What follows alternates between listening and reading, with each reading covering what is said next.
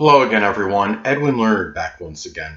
In this YouTube astrological segment, I'm going to be giving you my Libra November 2019 horoscope forecast, part 1 of 2. And yes, this does apply and pertain to the Sun, Moon, and Ascendant.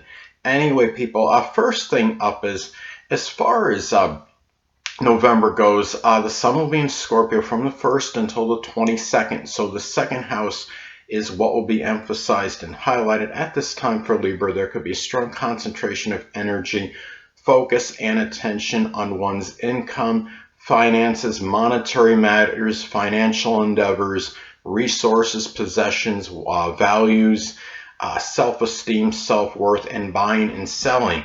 And given that this is a Scorpio energy, this may be done with a lot of resourcefulness, a lot of emotional intensity, a lot of passionate energy, and a lot of incisiveness, and also perhaps by going through subterfuge and superficiality, especially in matters with finances. It could be something that where you're really going beyond the surface and digging deep into something, whether it might be some kind of financial endeavor or investment or what have you at this time. Now, given that this is Scorpio energy and it's the Sun, some cases this could shine the light, so to speak, on a Scorpio type item or possession. It could be something that's astrological or occult related, or something that was connected with some kind of transformation, or something for you rebuilding your vehicle, or something that, again, that could be Scorpio related. It could just simply be something that you may have found that you were digging deep for, so to speak, such as going around with a metal detector and doing some really a lot. Is something where you really investigated something very strongly and found it, where you had to focus on investigation and found focus on investigating a lost item and perhaps found it. Now, also too, in some cases, this could be like a dominant male figure, dominant Scorpio male figure. It could be a Scorpio Sun, Moon, or Ascendant person, or one that embodies those characteristics that might figure more prominently in your self-worth, your self-esteem, how you feel about yourself, and monetary matters at this time.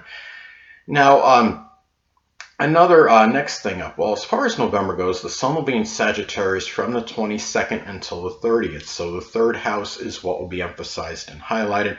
At this time, there could be a strong concentration of energy, focus, and attention on communications, siblings, cousins, neighbors, assimilating information. Could also be short journeys, local transportation, and even the early education. It could simply be people that were prominent in your early education. And given that this is a Sagittarius energy, this may be done with a lot of enthusiasm, a lot of expansive energy, a lot of exuberance, and with also being really a lot of philanthropy as well, and a lot of benevolence. Sagittarius energy, this could be a strong. In some cases, this could shine the light, so to speak, on a Sagittarius sibling, cousin, or neighbor. It could be a Sagittarius Sun, Moon, or Ascendant person, or simply one that embodies Sagittarius traits. And it could be a very strong focus on very positive and upbeat philosophical communications at this time. Next thing up. There will be a full moon in Taurus on November 12th, so the 8th house is what will be emphasized and highlighted. At this time, well, this could manifest in a multitude of ways. One thing this could do, this could be about the completion of a transformation that required a lot of endurance, a lot of staying power, persistence and tenacity, patience and perseverance even. Could also be a time, too, where some monetary item could be unveiled or revealed at this time that maybe it was something that a sexual partner may have had, or something that was in a shared resources situation. It could also be a time where you might be, we're talking about full moons in astrology. It could be a period where one becomes tired, exasperated, or simply full of something. It could be a time where one becomes very exasperated, tired, full, so to speak, of someone they're in an intimate or sexual relationship with. It could be a shared resources situation, or even a tax or insurance matter at this time. It could also be a time where one feels like, I mean, you're talking about full moons in astrology, they could represent culminations, endings, and completions. It could be a time also where one may simply end or complete or reach a culmination as far as leaving a Taurus-like legacy, such as being someone that's very perhaps patient, persistent, persevering, trustworthy, steadfast, loyal, someone that has good economical sense, good financial acumen, person that is of a good common sense. It could also be a time too, I mean, you could be ending or completing a connection with somebody you're in a sexual or intimate relationship with. That could be a Taurus, Sun, Moon, or Ascendant person, or simply one that embodies Taurus characteristics at this time. Or it could be the end of a crisis situation in which you remain very calm and composed and maybe even nearly unflappable as well. Next thing up, there will be a new moon in Sagittarius on November 26th, so the third house is what will be emphasized and highlighted. At this time, well, in some cases, this could be about the beginning of a Sagittarius type writing, such as writing something about sports or archery or horses, stables, something connected with the law or philosophy or religion, anything Sagittarius related. Now, in some cases, one may be welcoming a new, it could be a new Sagittarius sibling into their life.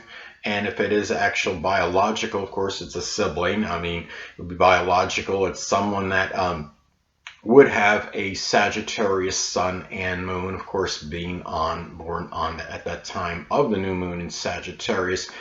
Now, another way this may manifest or pan out, it could be the beginning of philosophical communications with a sibling, cousin, or neighbor, or maybe you might even be rekindling a connection with the Sagittarius from your early education. Again, it could be a Sagittarius sun, moon, or ascendant person, or simply one that embodies Sagittarius traits, or even start of doing something Sagittarius related with third house people, such as something with the outdoors or sports, or it could be some studies with the law, or maybe even joining a religious congregation or doing something collegiate at this time. And or maybe just simply expanding your horizons as far as where you want to be, the kind of neighbors the neighborhood you may want to reside in. It could be the beginning of a short journey that you decide to take that is done with a lot of Sagittarius like exuberance and enthusiasm and optimism at this time. And anyway, next thing up. Mercury will be in Scorpio at this time, and it will be retrograde from like the 1st until the 21st. So the second house is what will be emphasized and highlighted. Now, at this time for you, Libra, it could be a time where the communications at this time with people that you generate income with might be more incisive, more probing, more provocative. It might be a time where you're thinking deeply about really about ways you can make money at this time, and also thinking about it could be, I mean, given it's going to be retrograde for a good part of the month, you might be going back to matters in which you might have been very suspicious or even skeptical regarding. It could be some lost possessions, or just or it could just be about going back to maybe thinking about how you're going to transform or change your self-worth, your self-esteem, and how you feel about yourself, and even your monetary situation at this time. Now, also too, as I've stated in previous videos, Mercury can also be about siblings. This could be Scorpio, Sun, Moon, or Ascendant people, or simply ones that embody Scorpio characteristics that might figure more prominently: your self-worth, your self-esteem, your finances, matters with buying and selling. It could also be Maybe they're even involved with your possessions more, your resources, and whether they're to your detriment or they're beneficial to you, a lot of this could be predicated and dependent on aspects. This makes the points in your chart. Say a sextile or trine to your natal Jupiter, they could actually be perhaps very auspicious in these areas, but let's say an adverse aspect to your natal Saturn, they might be causing some sorrow, some loss, and dejection in these areas. Next thing up. Well, Venus will be in Sagittarius as far as November goes, from the 1st until the 25th. So the third house is what will be emphasized and highlighted. Well, at this time, well, Libra, you might find yourself, if you're unattached, you may connect with the Sagittarius Sun, Moon, or Ascendant person, or simply one that embodies Sagittarius characteristics that might figure more prominently in your communications. It could be just general information assimilated. It might even be somebody you knew from your early education. Could have been, like a childhood sweetheart.